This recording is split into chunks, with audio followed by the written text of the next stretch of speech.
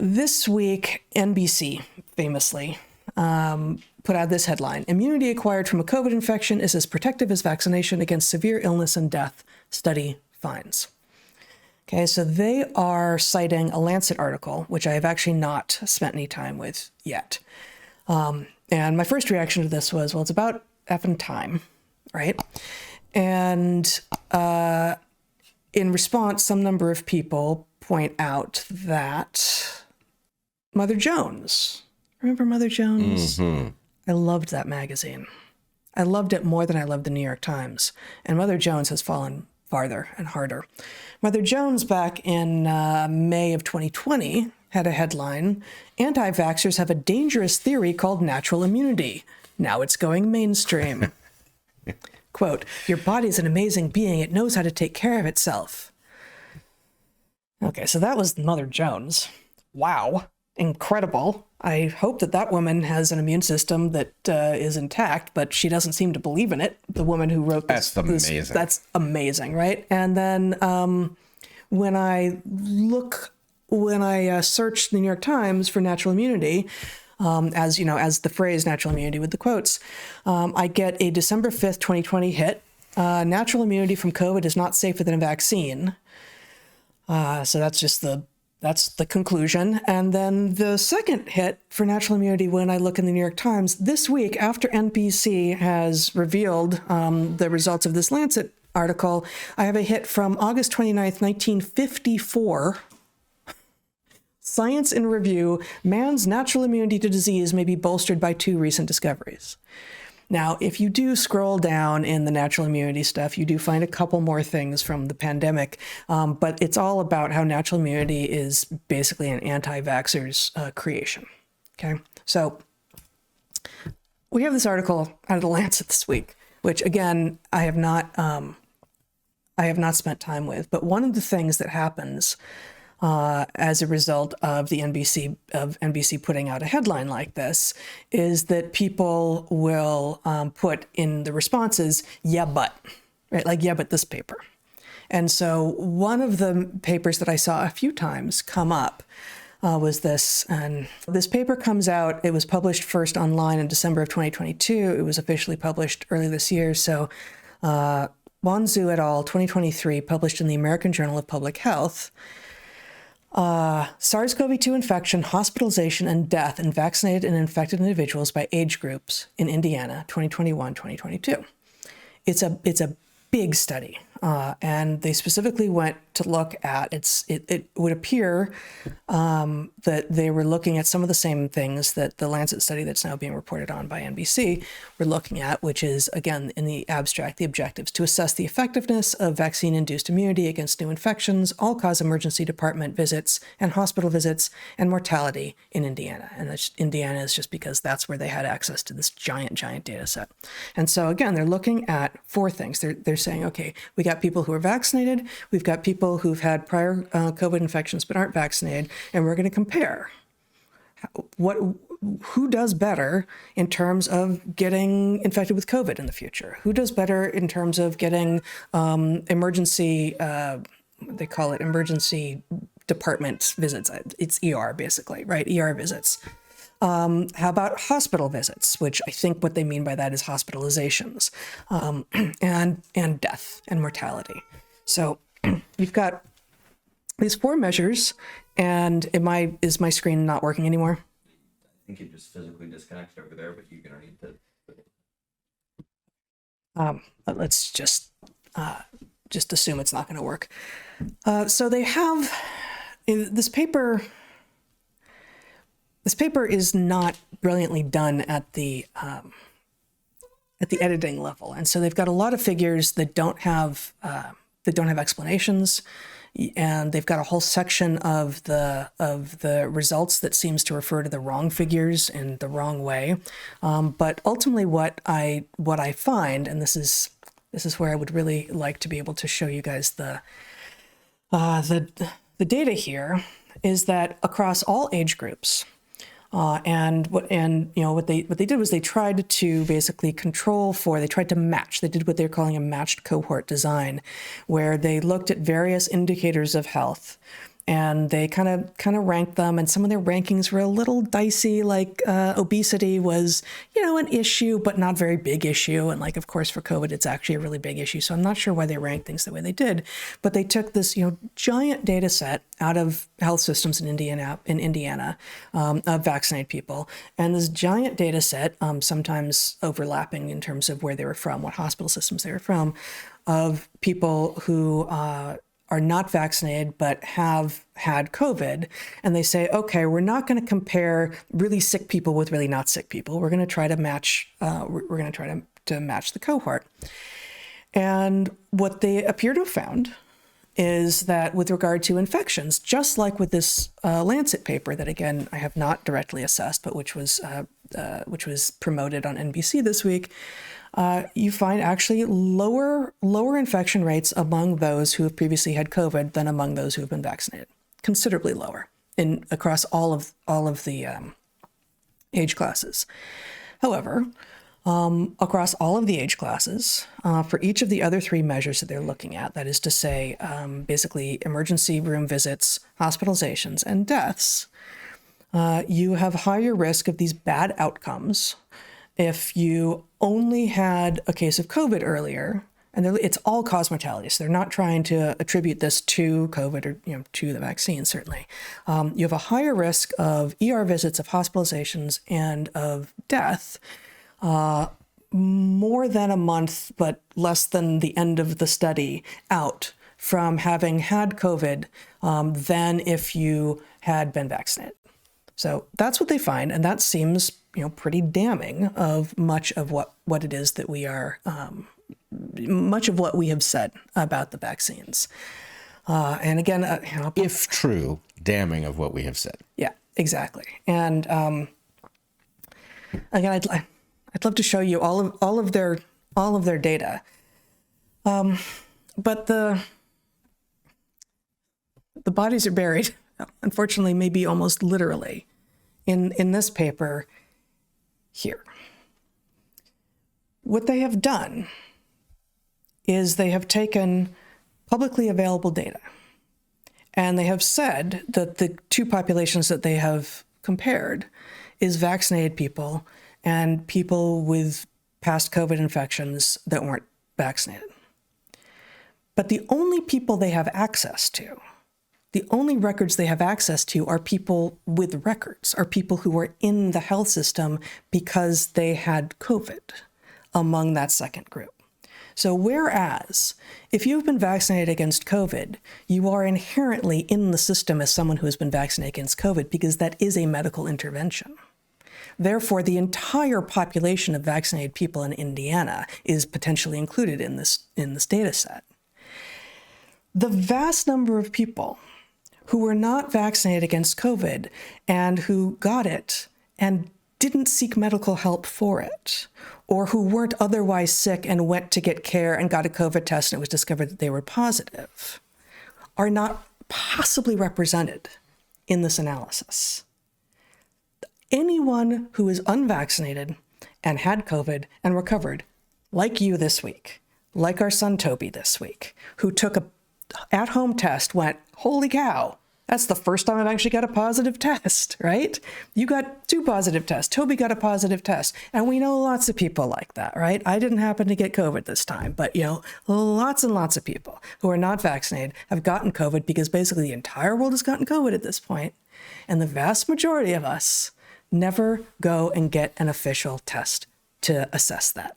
So what they have actually done here is they have compared the population, the entire population of vaccinated people, to that population of unvaccinated people who got COVID and were sick enough to get medical care. And by doing that, you then get a result that is not at all surprising, and which is that, okay, those people who had COVID and were sick enough to seek medical care as a result of it, or coincident with it, are more likely than the entire population of vaccinated people, which includes lots and lots of otherwise healthy people, to end up in the ER or hospitalized or dead.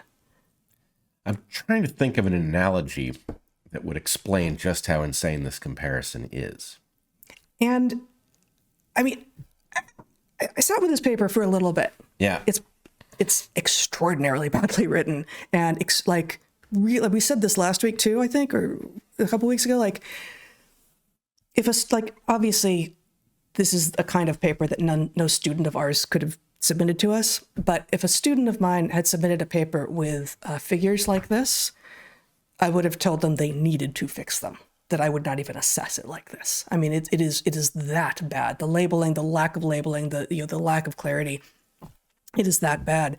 But even, getting beyond that, okay, and saying, okay, the science communication is really bad. Maybe the science communication is really bad because they kind of don't want you messing about and knowing what's going on. Or maybe it's just they're just really bad at science communicating. And the editors of the journal were sleeping that day. Who knows, right? But the science itself, the setup of the study, so we have a question. We have a hypothesis. They don't set it up that way, of course, but I'm imagining that their hypothesis was vaccination is more protective than previous COVID infection against ER visits, hospitalizations, and deaths. And maybe they also had that hypothesis for future infections of COVID. I don't know. But those were the 4 measures that they were looking at.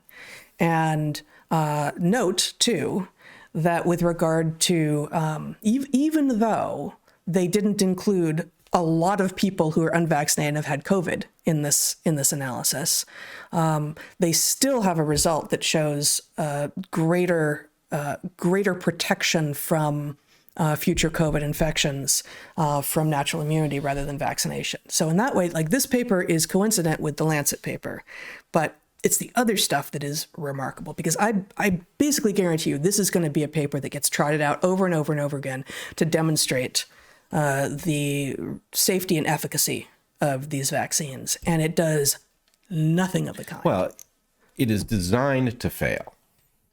It's impossible to say it's intentional, but it appears intentional. If what you're describing is accurate, the non-comparable nature of the two groups is so extreme. It's like if you wanted to say, well, okay, let's say that your country was at war with another country, and you wanted to figure out, the way they did during Vietnam, right? What your casualty rate was, right? And the answer is, well, we've got records of all of the people in our military, so let's just see how many of them have been hospitalized. And then how are we going to figure out how the enemy is doing? Well, let's go check our hospitals and see how many of their soldiers are in our hospitals, and we'll see, whether the injuries are more severe. And it's like, well, you checked the hospital, right? You went to a population that had, had been hit. And okay, so there's other smaller problems here.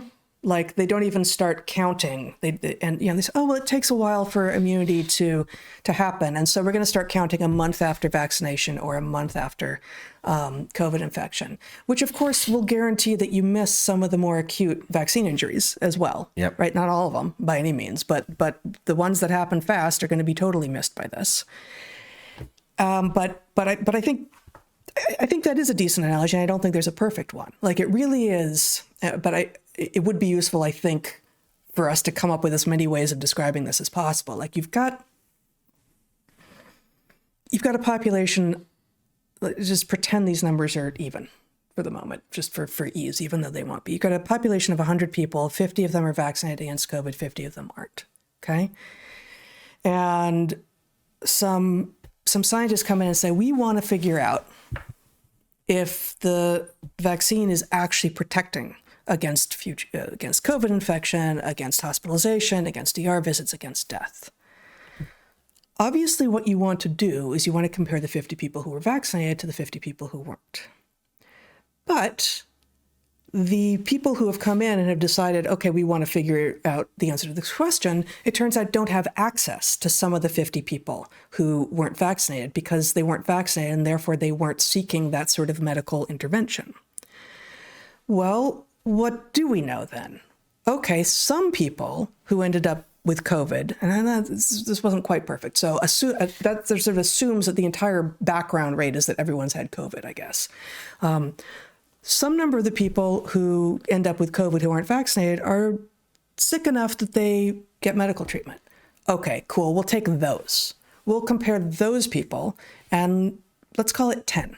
10 of the 50. That's high.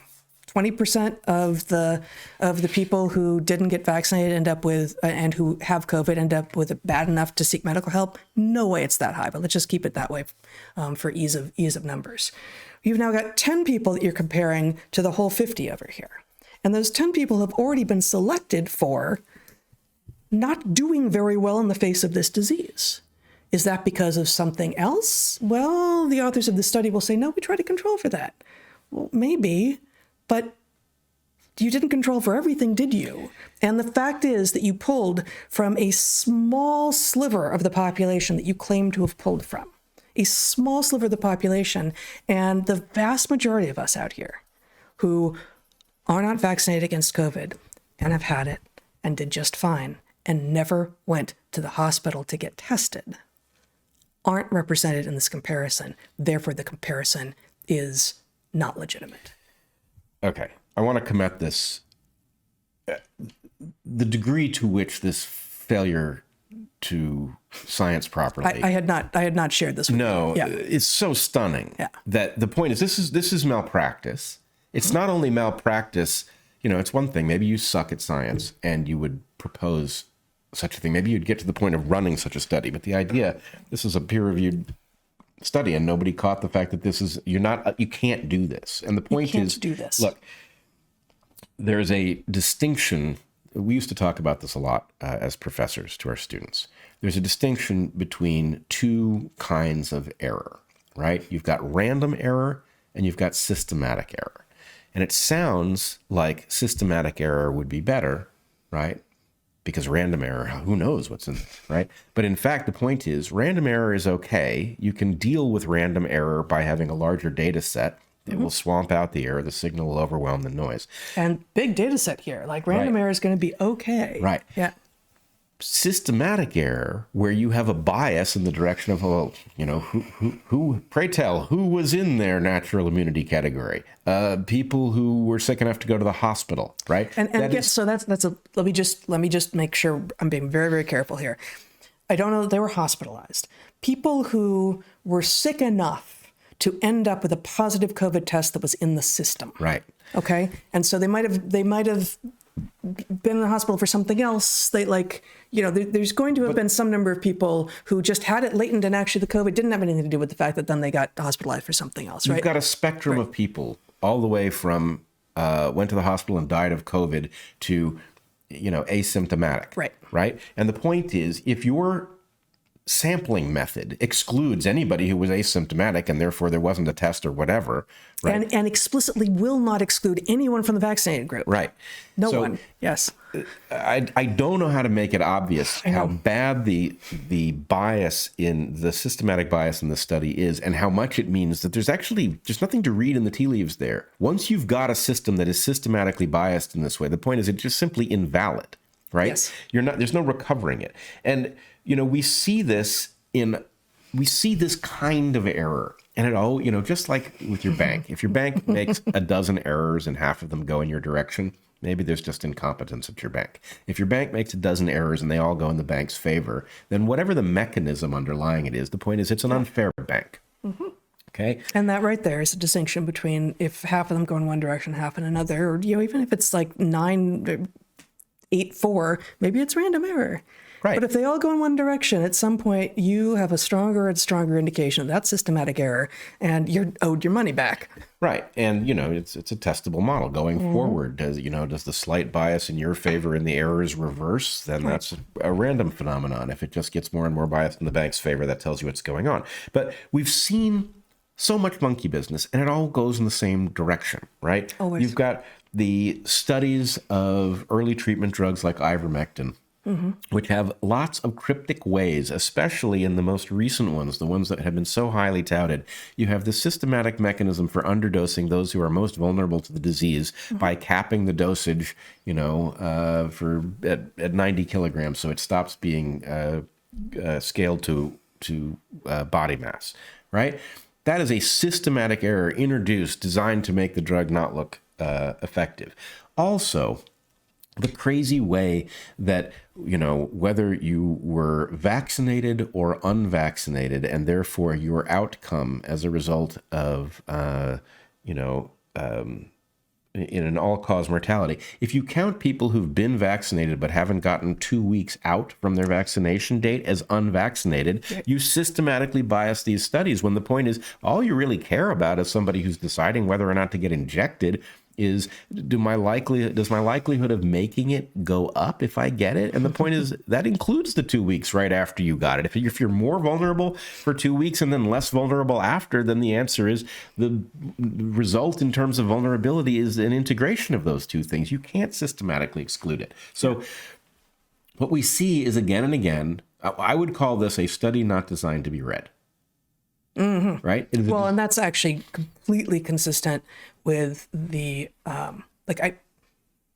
this is going to sound like hyperbole, but I think I've never seen figures this bad.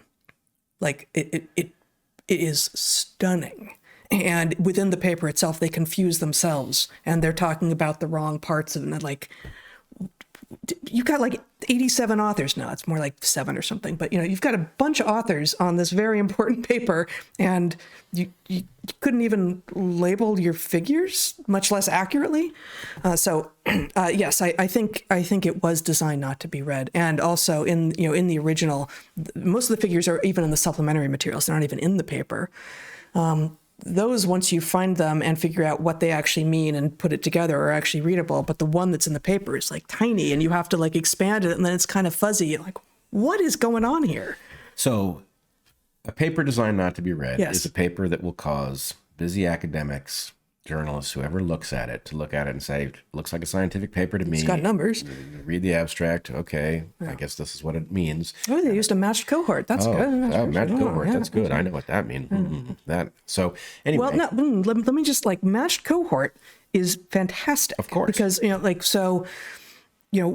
when you were trying to compare two populations, you can be like, okay, we got these people over here and you got these people over here, and let's just be like, are they different? Or you can say, okay, we're sampling from the entire population over here, A, and the entire population over here, B, but the comparisons we want to make are actually one-to-one. We're going to do individual level comparisons. And so we're going to control as much as possible for the kinds of differences between people that might matter for the purposes of this study. And so that also allows you, if you have, a population A that's, a third bigger than population B, like actually we're going to compare these two and we're going to match them person to person, and we're going to see what we get. But that requires that you actually pull from the entire population that you're claiming to pull from, which they did not do. What my point is, there is a mechanism for introducing things that flatter somebody with a little knowledge, right? Not somebody who's completely in the dark about statistics, but somebody who knows enough to know that matched pairs would be a good thing to do, or matched cohorts, right? And so the point is, I get a gold star for knowing what that is. In fact, I'm going to put it in my article, right? Oh, they used a matched system, whatever. Yeah. So, and the point is, this is a mechanism for getting people to turn down their skepticism, because once you've been flattered that, these course in statistics that you took prepared you to say a little something about the statistics they used in their analysis, right? You feel good about the study. You're rooting for it. And you feel like, and they know what they're doing. Oh, good. Right. Oh, good. Finally. Good. It's even better than it might have been, right? Mm-hmm. And the point is, no, it's garbage. And the real question is, anybody who thinks that peer review has a value has a lot of explaining to do. Yes. When a paper that actually, there's one in the earlier ivermectin literature in which they literally reversed the two groups, right? They concluded that ivermectin had no value because they had simply swapped data sets between treatment and control, right? It's like, you can't get a worse error than that. Yeah. So anyway, the idea, if peer review had a value, which it doesn't, but if it did, that value would be in finding obvious errors in papers, which those who have tested peer review have discovered actually it's not effective at, and very often it introduces errors that weren't there in the first place. Yep. So anyway, this is mind-blowing. I'm hoping that at some point the absolutely correct analogy will dawn on one of us. Mm-hmm. but you cannot sample from those people who have triggered a medical record. That's not the same thing as we vaccinated a bunch of people and therefore have all their records, irrespective of anything else. Yeah.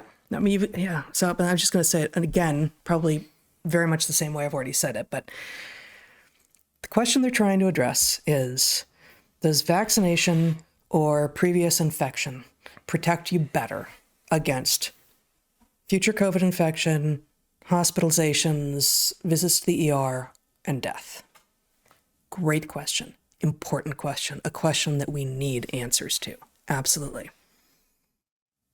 The way to answer that question is to look at people who were vaccinated and people who were not vaccinated but have had COVID, which, frankly, in that second set, people who were not vaccinated but have had COVID, that's almost everyone who's not been vaccinated at this point, because almost the entire world has had COVID at this point. There may be a few people who still haven't, but put that aside. What you cannot do in comparing those two groups is say, okay, we'll take all of Group A, vaccinated group, and we'll take a subset of Group B who got into the health system with a positive COVID test. And just like, I would ask our audience to consider, vaccinated or not, when you did have COVID, because you probably did, and maybe you've had it twice or 3 times or 5 times, right? When you did have COVID, did you go to the ER and get a test? Did you go to your doctor and get a test? Did you not test at all, but were just so certain because you lost your sense of smell? Or did you take one of the home tests that the post office was sending out to people for free for a while, right? Chances are that you did one of those other things.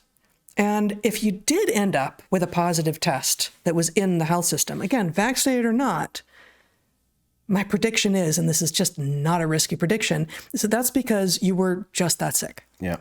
As opposed to, oh boy, okay, God, it finally happened. Okay, I got to treat this. I got to sleep. I got to get better. I'm going to do that at home. I'm certainly not going to go to the hospital where there's a bunch of sick people and where I might get sicker. All right, I want to push back on one thing. Okay. It should be important to study the question of which of these things is more protective, right? The so-called vaccine or prior infection. I mean, I think we know the answer. Well, we do, but Yeah.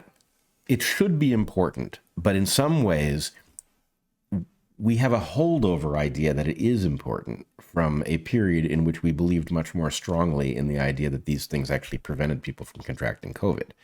The idea that what you are really doing is compounding the risks of the two things, and you are not choosing between them because getting the vaccine doesn't prevent you from getting COVID.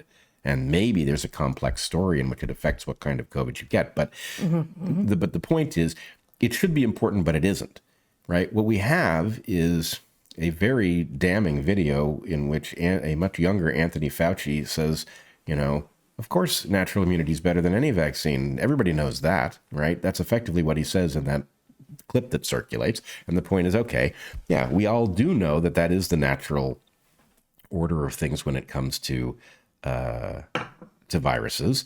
But in this case, what we have is a confusing situation in which it really isn't clear. There's all the shenanigans that have been played with, you're unvaccinated until you've been vaccinated for 2 weeks, and therefore which category were you counted in? There's all of this stuff. And so really the point is, if you died a week after being vaccinated with COVID, that might have been a COVID death. Right. And yeah, exactly. So the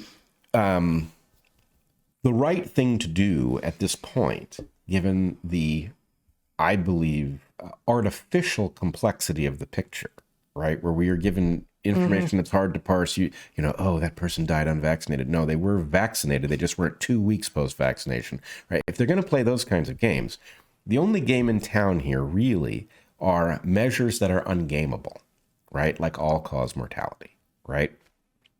You're in category A. Did your all-cause mortality go up, right? That tells you, I don't need to know the mechanism, right?